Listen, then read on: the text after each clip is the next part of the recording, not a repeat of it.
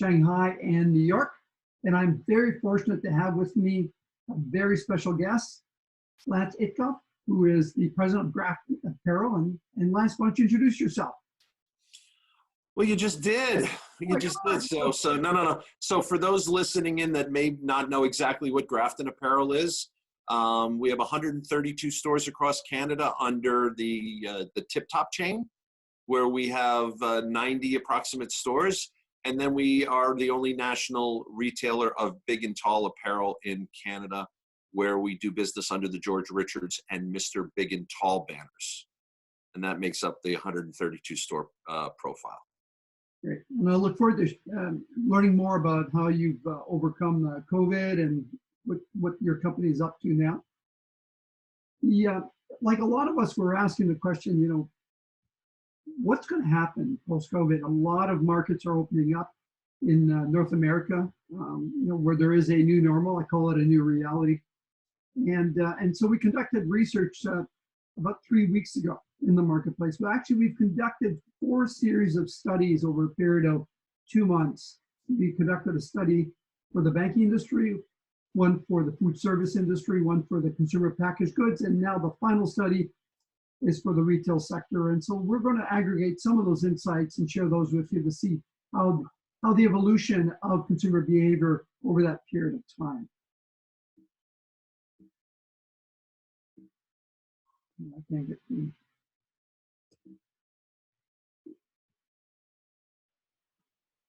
See if I can move this. There we go. Sorry about that. I just anchored that whatever we do and how we approach the marketplace is all based on the blink factor, creating those emotional connections. And a lot of what's happening in the marketplace today, the insights we gain is the fact that a lot of anxiety is impacting the way consumers shop. What is this new reality? To do that, we've conducted research. We're going to understand the current and future retail shopping behaviors, identify what are the physical and digital aspects of the customer journey that has been influenced by COVID-19, and coming out of the pandemic, what are those behaviors going to be? Are there different behaviors based on the different age groups? And we'll share with you some quite unique insights coming out of that study. And then finally, what are the risks for retailers? What are the things you need to do to ensure that your customers, when they enter your store, visit your store, that you're doing the things that remove those anxiety points, the fear that they have about contracting the disease. So Lance, I'll ask you the question, how has COVID-19 impacted your stores? Wow. Tell you what, I'm 56 years old and I had been doing this for 30 odd years, and nothing that I had ever experienced, nothing that I ever learned, nothing that a mentor ever helped me with would have ever prepared me for what the challenges were in a situation like this. And it's just been an unbelievable and inspiring experience to see a group of over 1,000 employees come together, understanding that we are in a fight together, and to be able to do some of the special things that the team has been able to do. As you know, most like everybody else, all of our stores shut down in the middle of March, and we've been following the provincial guidelines for reopening. And at this point, about 115 of our 132 stores are now back up and running. Only the mall-based GTA stores are still yet to open.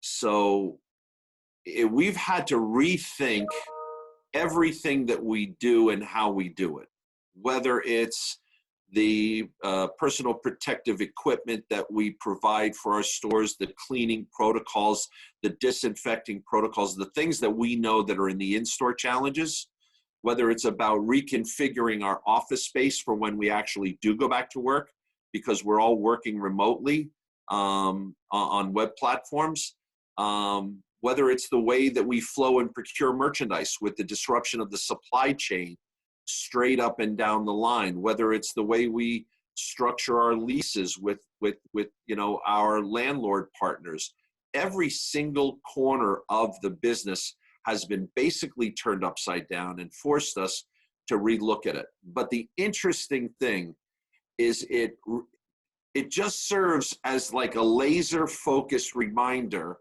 of what our job is. Our job is to be able to serve the customer.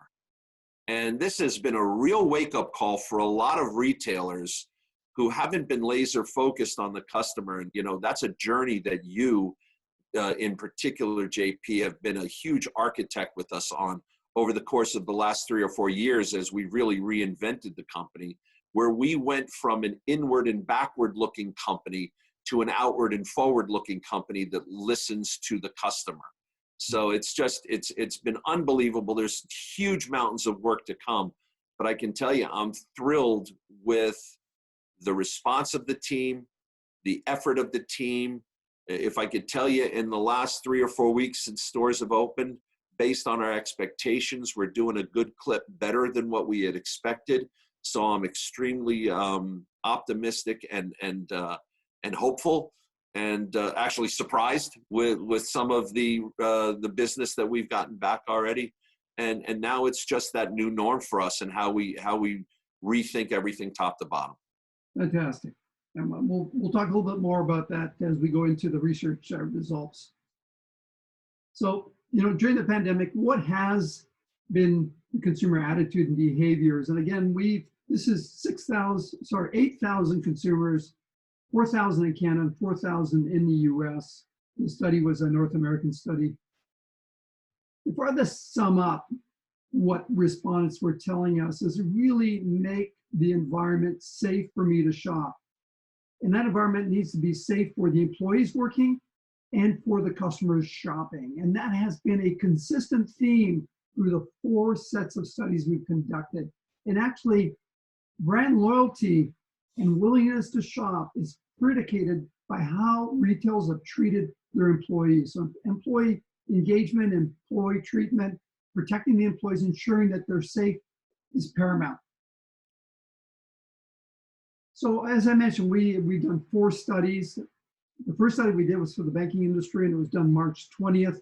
Really, that was when the reality of the pandemic hadn't really become real. That it hadn't sunk in that this was something that was going to be long. We asked consumers, "Are you optimistic that this pandemic will be complete in 3 months? Or are you pessimistic that it'll be 6 months and longer?" And you can see here at the beginning of the pandemic, there were more optimistic consumers, but there was a switch on April 15th. And I think that's due to the realization that this pandemic was going to last significantly longer and have a greater impact on the economy. And you can see on May, when we did our 3rd study for the consumer packaged good industry, again, it went up by half a point. And then where we are today, May 20th, you can see that it continues to rise. Why is this important? We need to understand that, you know, we look at demographics and personas based on shopping behavior patterns, age groups. You need to look at and add a new filter, and that new filter is about, are you in a pessimistic market environment where you take San Diego, LA, Atlanta, Chicago, New York in the US here, Toronto, Montreal, Vancouver. These are markets that have been ravaged by the pandemic. Most consumers have very different behaviors, needs, anxiety levels versus markets where the COVID-19 has had little impact. And so I think you really need to start looking at your strategies, you know, which stores do you close, which stores do you open, you know, how do you train your staff? It needs to be predicated on what type of customer attitude and behavior is happening in that marketplace. And this gives you a sense. And obviously, as you look at cohorts and you look at age groups, the older the consumer, the more vulnerable they are. I think, though, that there is a myth, and the myth is being validated, debunked, if you like. The reality is that the pandemic is impacting all age groups.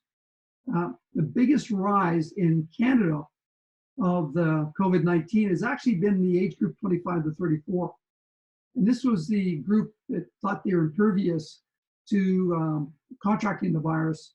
And the reality is not the case at all. And so you can see here that as consumers are going back to shopping, that the older consumers will have a significantly higher level of anxiety. And so understanding how to treat your customers when they come to your stores, understanding that there's a lot of apprehension about shopping in the malls, even though we'll share with you that consumers want to go back to shopping. We also asked them their financial impact of the pandemic, and you can see here significant impact, from moderate impact to major impact. You know, the pandemic has reduced jobs. It's increased the cost of living. It's made it more difficult for companies to operate. There's been a lot more layoffs. Sales have tanked. Retailers are having trouble paying their rent. These are all factors that are leading to this level of anxiety. So I want to ask the question, how has your leadership and team staff managed COVID-19? Lance? Yeah, no, yeah, thanks. I got to tell you what, no matter how good you think you are at being a listener, it really tests, you know, how good you are, because the effect on the entire leadership team, especially when we had no choice but in the early days of the closing of our stores to temporarily lay off, you know, 100% of the store staff. And we basically had a continuity staff only in head office. It really challenges your ability to listen, and it forces you to really grow. And in terms of the leadership team and what we've had to do, we've had to listen. But I got to tell you, I think out of the pain of that period, which, you know, all of our associates have been recalled. Everybody's back at full pay now. So thank goodness we're on the back half of that disruption. But it really reminds you that you have to listen. You have to listen to your people. You have to listen to your team. You have to listen to your customer. So in terms of managing from a leadership standpoint, I would say it's been about listening. From the staff, I tell you what, I've never been more inspired in my professional life than the way that our associates have responded throughout this whole thing. I got a story this morning about a customer who had phoned our Metrotown store in BC about a son that he was in a remote location. He needed a suit for a virtual prom. He was flying home. He had a layover in the airport. Our store manager drove to the airport based on trying to profile him over the phone, brought the suit and the shirt and the tie out. It all fit perfectly. We have pictures of it. The fact that we have a staff that does that under normal times is inspiring enough. But the fact that we have a staff that'll do something like that, to drive themselves to an airport, to meet a customer on a layover, to make sure that they get that suit, to look and feel great in for that prom celebration during a global pandemic, is the kind of thing that is just, for me as a leader, it just makes me fortunate to be a part of it, and it's inspiring. So that's great. That is a great story. And I know that, your staff, are extremely engaged and supportive. I've seen that across prior to the pandemic and during the pandemic. Absolutely.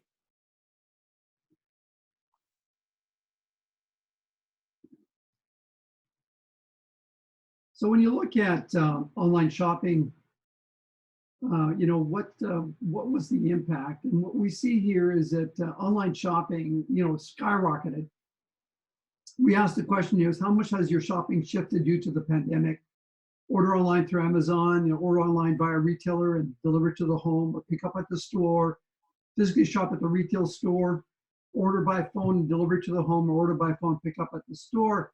So interesting insights. One, obviously ordering through Amazon played an important role. I mean, they've staffed up significantly their network, but also ordering from the retailer's website and delivering to the home. You can see significant increase in consumer behavior. And we see that across the entire industries, from banking to food service. What COVID-19 has done is accelerated pre-COVID behaviors of how consumers shop. It has just accelerated how they do that. But again, you can see here, order online via retail website, picking up at the store played still an important role in those markets where the pandemic didn't have a significant impact, or that it was the class of trade like hardware stores or supermarkets where the consumer could buy those groceries online and pick it up at the store. But I want to highlight the 18 to 24. One of the things that's quite unique with this segment is order by phone and deliver to the home. And by phone, we mean could be mobile device and it could be home phone. And you can see that this group of consumers are very much tied to their mobile device.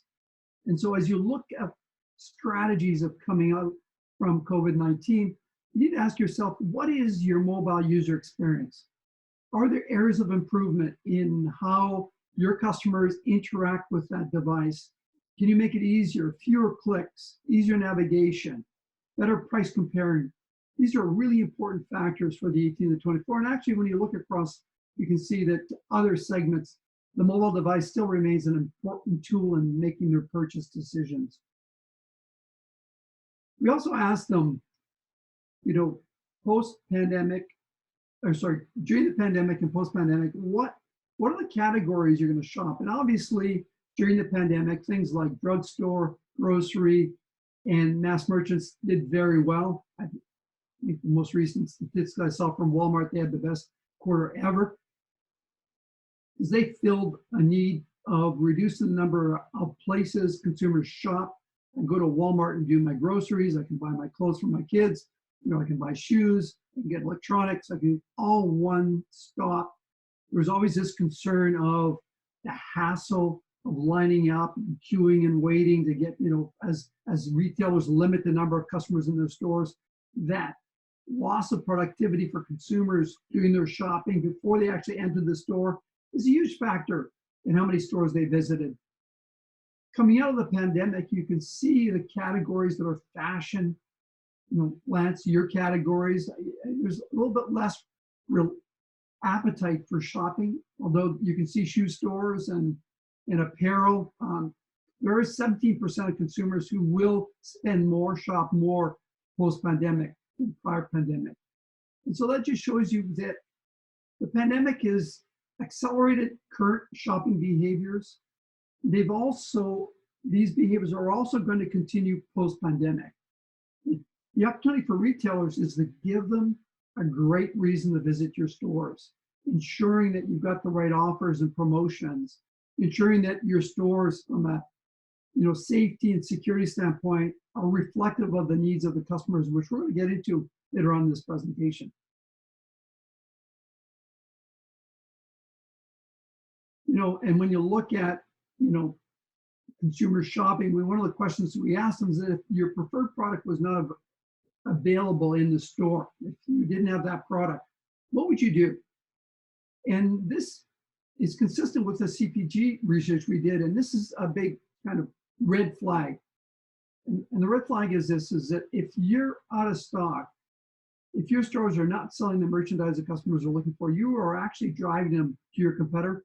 You're driving them to your competitor platform like Amazon. So it's really important that as you reopen your stores, that you have the right level of inventory in your stores that allows the consumer to complete that shopping purchase decision in the store, not moving them to an online experience.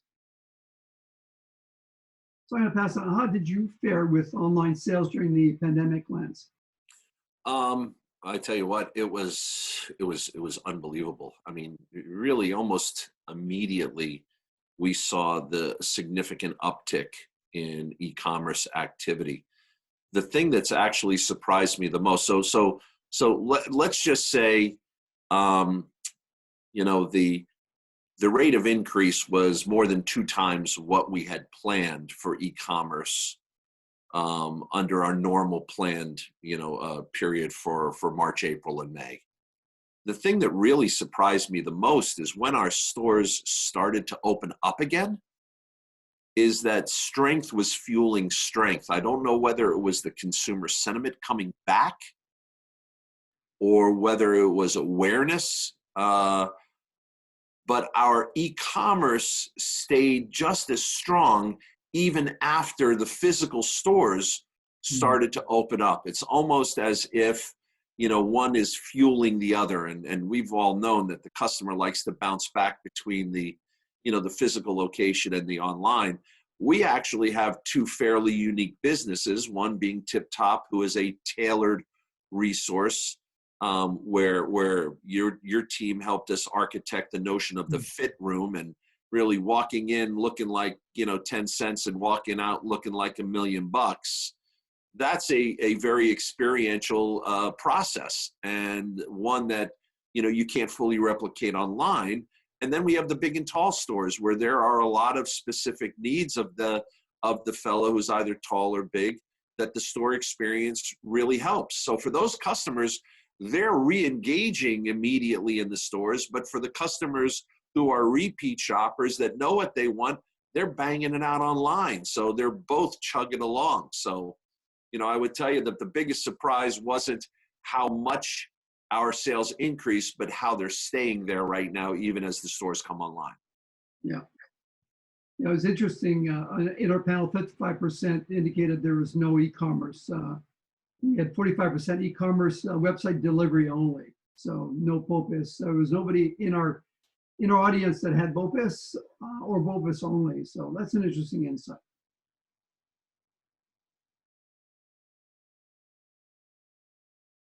So we asked the question, which retailers really handled well COVID? This is an important question because it really is a leading edge indicator of sentiment. And obviously, the brands that had the most interaction with consumers, you think supermarkets, drugstores, mass merchants, and banks, they've had a positive perception. Perception was that these retailers were supporting the consumer in their most dire needs, which is basically to have sustainable food and shelter and protection and health. And so that doesn't mean that fashion apparel and other classes of retailer didn't have a positive impact. It was that they were less relevant for that moment of crisis that was happening in the marketplace. We also asked a question, post-pandemic, if you have a limited amount of money to spend, where are you going to spend that money? And obviously, eating in restaurants and bars, very important. And this is, again, consistent with the food service research we conducted basically a month and a half ago. But what's really, I think, encouraging for retailers is visiting retail stores and malls was the second largest percentage of things that consumers were looking forward to. And so you will see a resurgence in the markets that open up. Consumers coming to your stores, you can see a resurgence of them going to the mall. The opportunity is to convert that foot traffic into sales in your stores. And then there's a variety of other things. Down at the bottom is business travel. So you can see that Warren Buffett sold all his shares in Delta and American Airlines. I think he saw the writing on the wall that we will see a significant reduction in business travel and going to business meetings with people working from home, and the advent of Zoom and other video conferencing platforms, just like we're doing today. And so I think those markets, those categories are going to be heavily impacted. But there's reassurance here that the consumer does want to come to the stores and shop, that they make that a priority. It's part of their sociability. It's part of them reconnecting with friends. It's them reconnecting and sense of energy and the sense of relief. So we talked at the beginning of the research that really one of the things we noticed that there was this new way of looking at customers. And that new way of looking at customers is, are they optimistic or pessimistic consumers? And what we've laid out here is these two new personas. And these optimistic consumers tend to be younger. They tend to be in markets where COVID has had less of an impact. They tend to shop more online. They're looking for novelty and experiences. So again, a continuation of what was happening before COVID-19. The pessimistic are much more value-driven consumers. And one of the insights that came through our numerous studies is expect consumers to be much more value-driven coming out of COVID-19. Expect that consumers who normally don't buy on price, expect consumers who are not looking for deals, expect those customers to start changing their behavior. Again, it's a fear of, is there going to be a second wave of the pandemic, which is happening right now in Florida and some of the other states? Is my job secure? These are all levels of anxiety that are driving consumers to look for value. So when you start looking at opening your stores, understand there is power in delivering that value. And in our study, in the full report, we go into deeper details of those factors. So I'll pass it on to you, Lance. What did you learn here? Now that your stores are open. I tell you, the amount of stories that we've heard about issues are very, very minimal. The stories that I'm hearing about is how cooperative the customers are with the new norm in the stores, how appreciative they are with the safety and PPE protocols that we've put into place. Because at the end of the day, if you're in this for the long game, the most important assets that you have are your people and your customers. And if you're not doing right by them now, then it's going to come back on the negative side in multiples. So we've taken very strong measures to ensure that our teams are safe and that our customers are safe. We haven't mandated for our customers to use PPE, but we've made it available for them, and we have all of the safety disinfecting supplies for them. I really haven't heard one kind of conflict, and I'm hearing more appreciative stories than I'm hearing of anything. But it's kind of interesting because people want to get back to some semblance of normal. Yeah. The ones going into the malls are the ones that are actually feeling comfortable engaging, so they have a leg up anyway. Yes, and malls tend to attract younger consumers demographically anyways, so which is a great platform.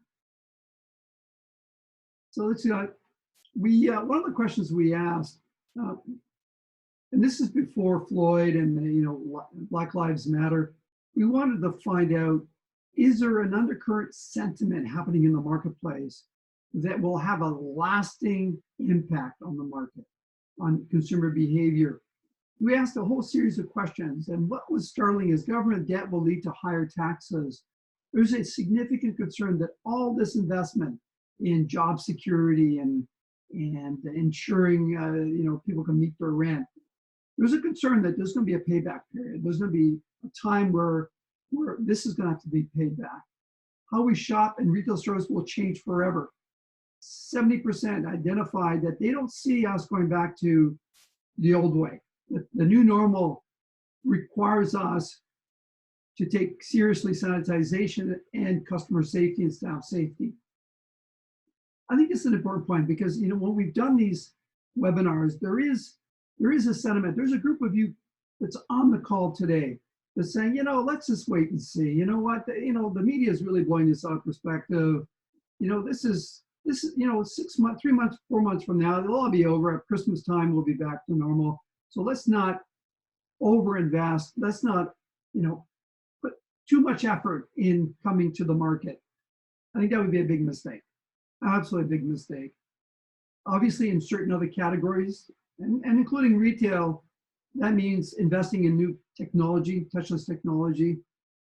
But again, as you look here, one of the factors at 63% is economic instability leads to massive social unrest. So what you're seeing here, and I think this is really important to understand, is this COVID-19 has really disrupted the market from a middle class growth spectrum. The middle class is shrinking. It's accelerated the shrinking of the middle class.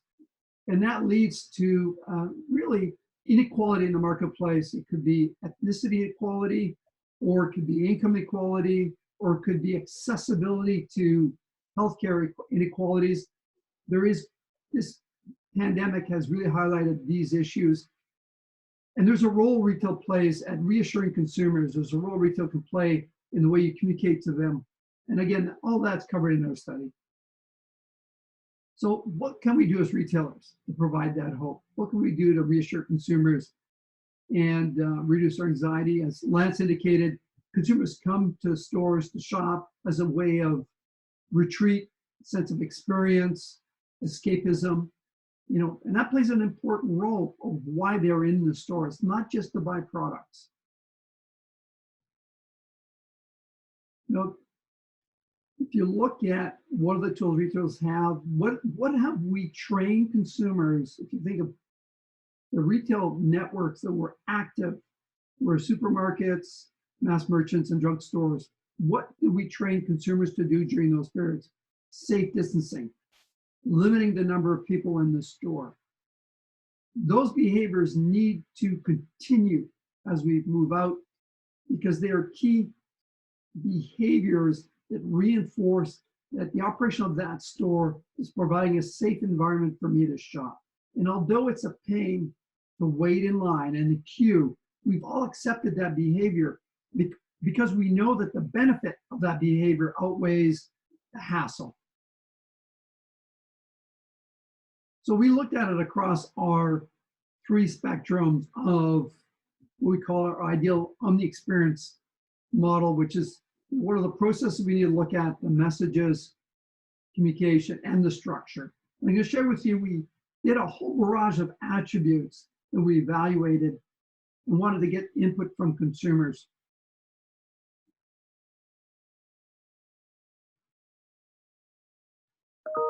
So you look at, aggregate all of those attributes. Safety first is the most important thing.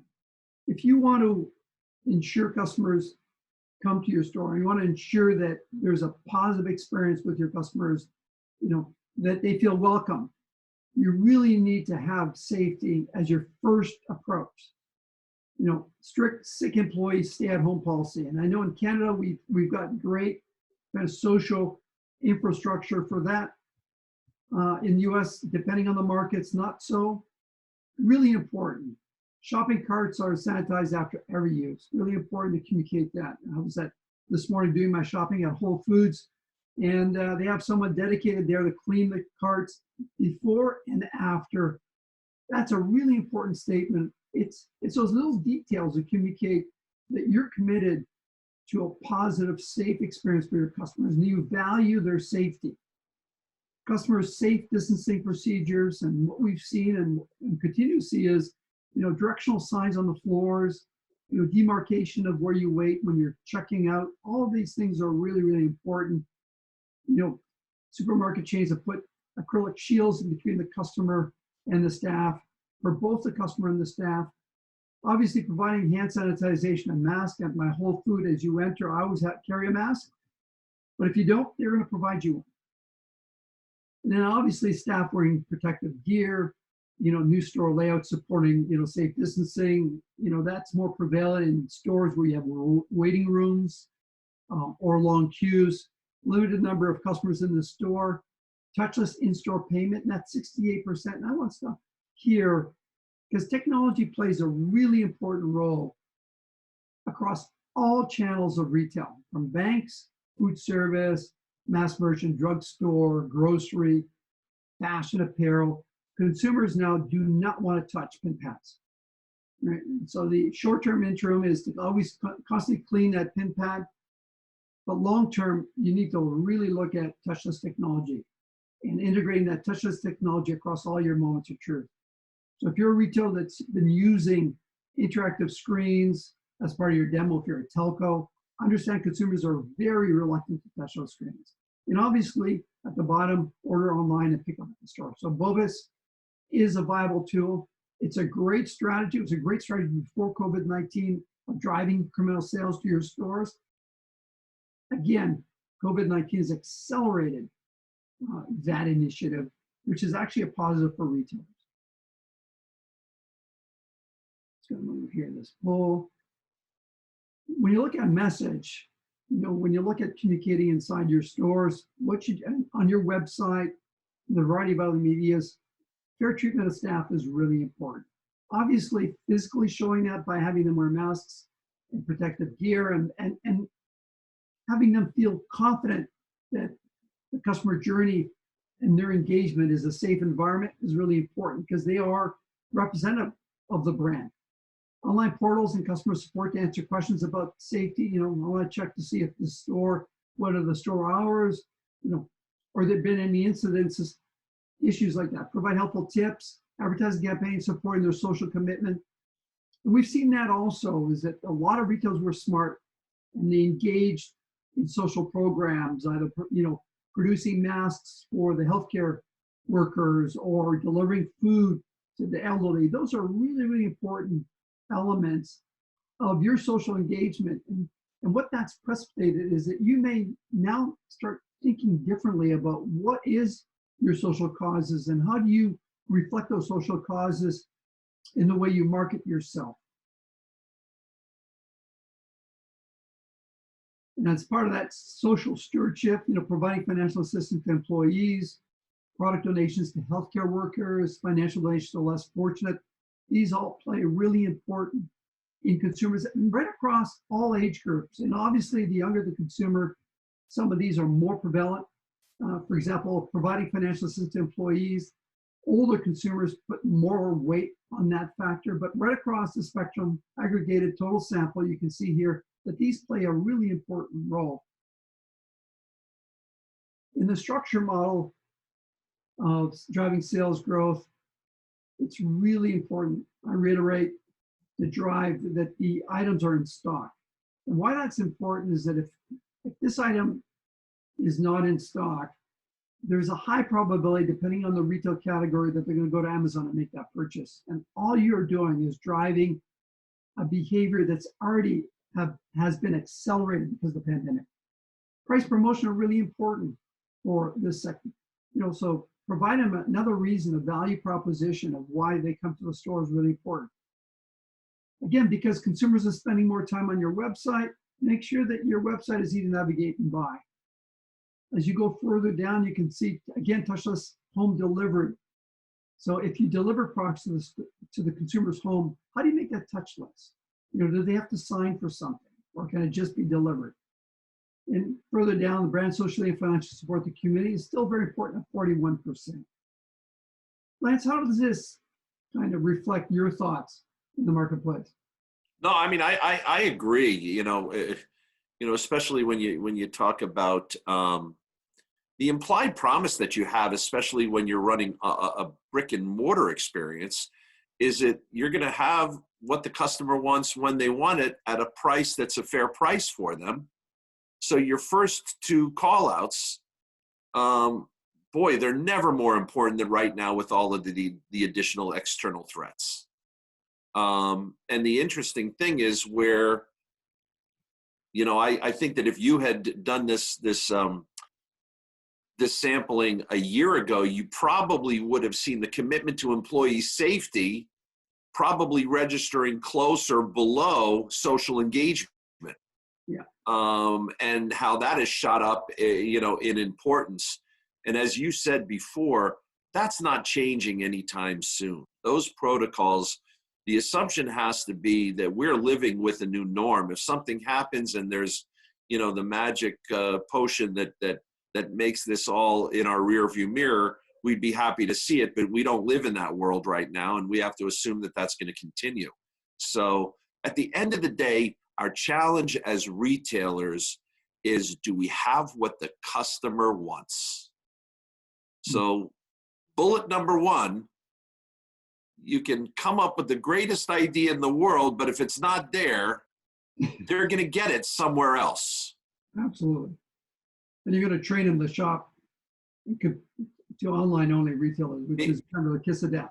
Being out of stock in an item is the best work that you can do for your competitors. Yeah, absolutely.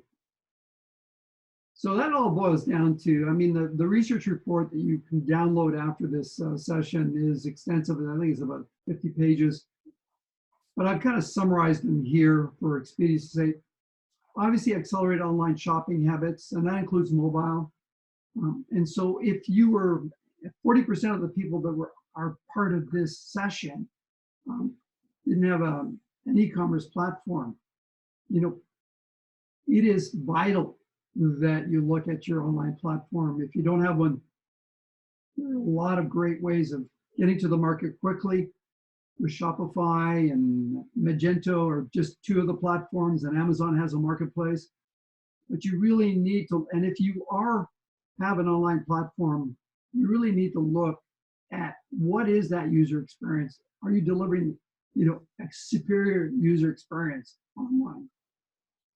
There's a fundamental shift in mindset and lifestyle. So understand that you need to look at your consumers with an additional lens, not replace the lenses you have, but additional, and maybe it's a focal, closer look lens, which is to look at your consumers from an optimistic and pessimistic point of view, because their behaviors are very different.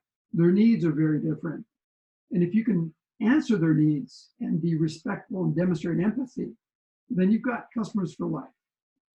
Luxury and fashion retail may see a slow return to normalcy. So that doesn't mean that you have to give up. In the case of Lance and fashion apparel, it means that every time they come to the mall, you really need to give them a compelling reason to shop your store. And it could be new fashion, new selection, obviously promotion. It could be a variety of other things. The sponsors are split in two groups: eager to experience, convenience driven. That was the other insight we had, was that understand that there is a segment of the consumers who are coming to the malls or looking for an experience. So all of that experiential design, store design and layout still remains an important factor. Now that's tough when you consider that, you're technically out of business for 4 months, and that has a huge impact on your bottom line. So it's hard to reinvest in your stores, but understand that remains a really important factor. And then obviously convenience, touchless technology, the idea of shopping seamless, removing those friction points, those remain important. Promotions along with discounts and offer to attract customers to the store remain really important. So think of your promotional strategy. Now, obviously, reliability and social responsibility are key drivers. So look at what you're doing, how you're treating your employees, what level of safety do you have in place? Those remain important. And that kind of aggregates kind of at a high level. That's any additional thoughts?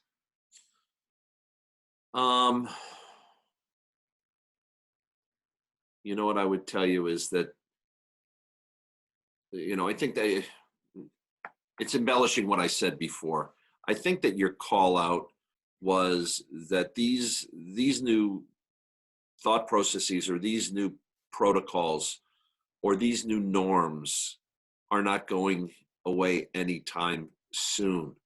So the quicker we embed the new thought process of how we're dealing with the immediacy of this situation, and then we embed that into how we look forward, into the forward-looking decisions, is the important thing. Because it's easy to say, I'm just dealing with this in the here and now. Let me get through this, and it goes back to normal. You and I might have been talking about a year ago, a whole sales choreography built around a set of circumstances that right now we want to be thinking about something else. And it's not going to go back. And if you think that the customer is hesitant to engage in touch interactive right now because of what's going on, what is the effect of that going to be? And how has the tide shifted from touch to touchless? So if we're not embedding these things in our thought processes as we're moving forward, then we're going to be the ones falling farther and farther behind. Yeah, I agree. I think the big mistake would be to think that this was a temporary blip, in 2020, and that we're going to be back to a normal state. This pandemic has accelerated a lot of the behaviors that were festering they've just brought them and forced consumers to embrace them at a much faster rate. And that includes delivering a superior customer experience. Because now consumers are thinking twice about going to a physical store. They're thinking, can I buy this online, or do I need to go to a store to purchase it? So if they're coming to your stores, ensure that experience from the staff's sales choreography, engagement, to in stock, to the promotion, to the merchandise mix and assortment are superior. If you're putting a lot of attention to them before the pandemic, you have to put that much more effort and attention post-pandemic. So that kind of concludes our session, Lance. I'm just going to open it up. Is there questions by the audience that they would like to ask us? I think there's a chat button at the bottom of your screen that you can ask us, both Lance and myself, any questions you may have. Again, this webinar has been recorded. We'll be sharing in a couple of days. I think on Monday, we'll be sharing the webinar and the research reports, keynote, including the keynote that we've shared here. So I have a question for you, Lance. Yeah. So when you look now, you're going to look a year from now, right? So we're 2021. By then, hopefully they'll have discovered the vaccine, because they say it's going to be 18 to 24 months. What will be, this is a tough question, but what do you think your biggest accomplishment that you want to accomplish? What are the things that you're going to be very proud that you've accomplished in that 1 year period? Keeping our team together and providing all of the things that are required to keep them safe, to keep them healthy, and to keep them in a position to continue to support themselves and their families. Because if you're looking at the short game, you're going to be thinking about assortments, you're going to think about deliveries, you're going to think about expenses. But if you're thinking about the long game, it's about your people. And, as I said earlier, we're hearing these stories about some of these just heroic things. And I call our stores our first responders. They're our front line. When you hear about some of these things that they're doing, if the focus isn't about your greatest asset, which is your people, you will fail. So if I had anything to say, that, now, next year, a lesson learned in the past that I didn't value them high enough, all of these things going forward, we redouble our effort to commit ourselves to our people. That's great. I have another question here, Lance. Will an organization have to take to what?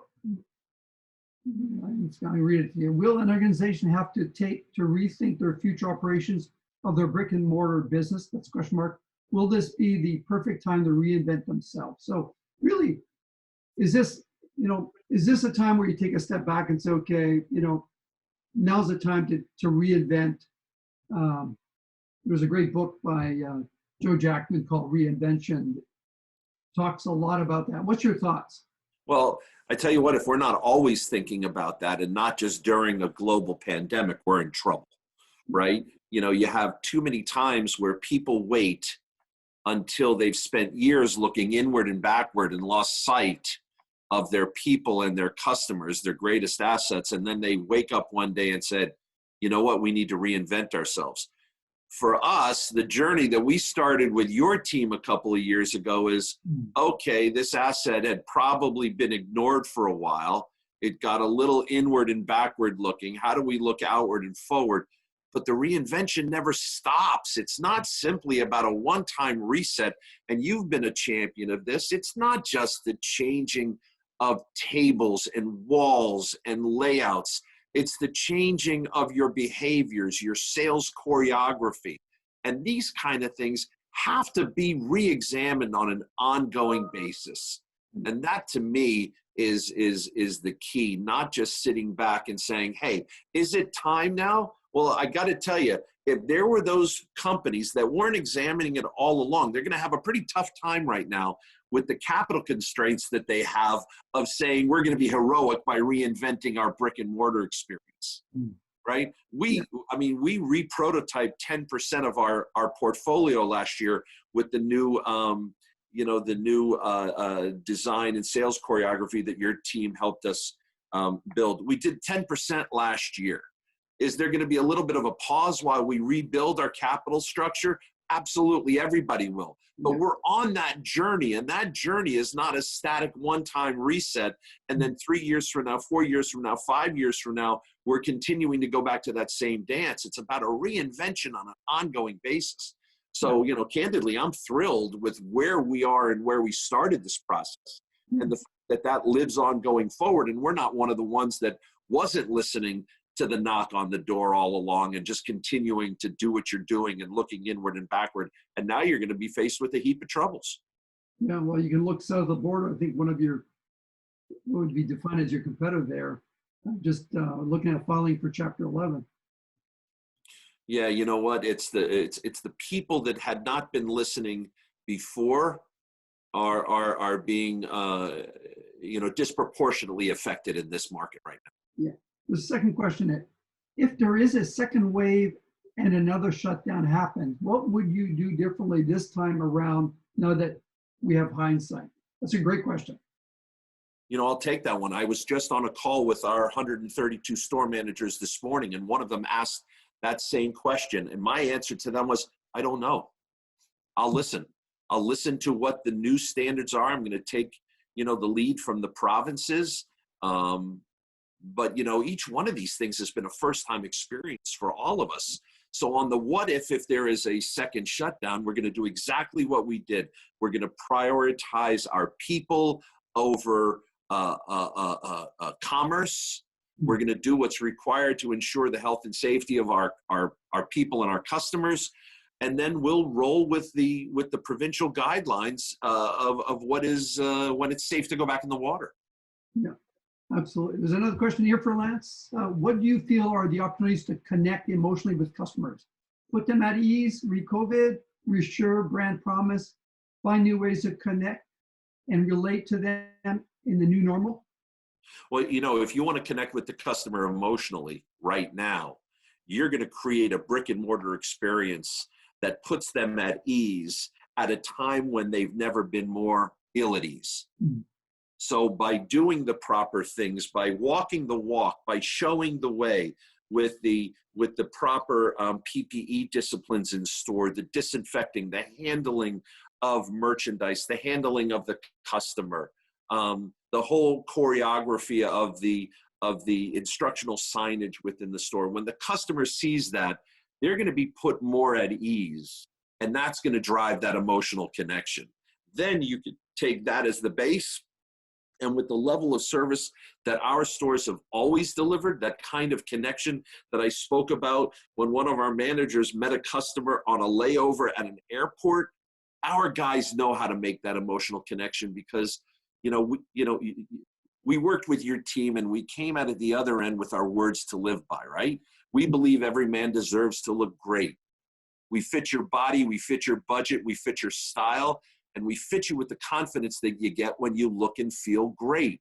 That is the emotional connection, that fitted confidence. Our guys know how to do that. The difference now is it's almost like battle time, and we need to take care of, the first things first, which is the health and safety of our own people and the assurance of the health and safety of the customer store. It's interesting. What COVID did, Lance, is flip the paradigm where, the consumers and retailers were not putting a lot of, I'll exclude you out of this conversation example, but they were downsizing stores, they were reducing staffing models. If you look at the department stores, what was happening in the mass merchants, right? The reality is the new model is you've got to take care of those individuals that are in the store with the proper protection. You got to ensure you have enough staff to respond to the customers in that store. And so that paradigm, the COVID, what it's done is it flipped the paradigm that now employees are important. They're an important facet to customers, knowing that you are a respectful retailer and that you appreciate the role your employees are playing, putting their lives at risk, in a physical environment, being with customers that they don't know who could have the virus. 100%. 100%. Any other questions? Because we're going to wrap this up. I think we've got 10 more minutes. If no one else has a question, we will wrap this up. Let me see here. See if there's, check my dashboard here. Give me a quick second. Yeah.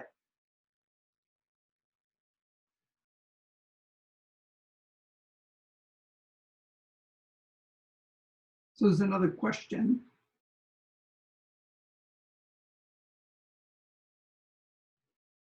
This is a great question. We'll wait for Lance to come back. He was taking an emergency call.